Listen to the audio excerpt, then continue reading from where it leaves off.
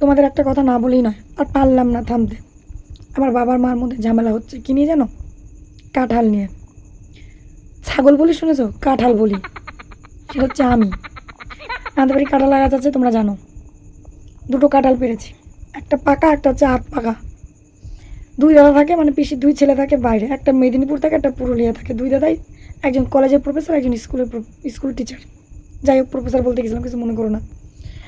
তো এক দাদা আসবে সামনের শনিবার, আর এক দাদা এসেছে। এবার কারে কোন কাঁঠাল দেবে এ নিয়ে ঝামেলা হচ্ছে, বুঝতে পারলা? বাবা বলছে কি, পাকা কাঁঠালটা যে আসবে তার জন্য রেখে যাবে, কাঁচাটা অন্য একজন দেবে। এর মধ্যে গল্পটা আমি তোমায় বলি। আমি যখন গাছে উঠেছিলাম কাঁঠাল পাড়তে, ঠিক আছে, তখন মা উঠিয়েছে, বললো কাঁঠাল পাড়। বাবা এসে বলেছে যে সাবধানে পারিস, আর কিন্তু কোনো কথা বলে নাই।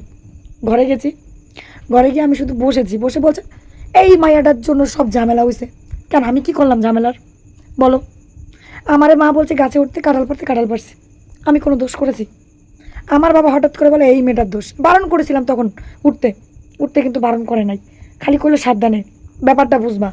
এ না, আমার দোষ কোথায়? কাঁঠালটা বলিটা কেন দিল? ঝগড়া করবে ওনরা কাঁঠাল নিয়ে, আর আমি কি শাস্তি পাবো?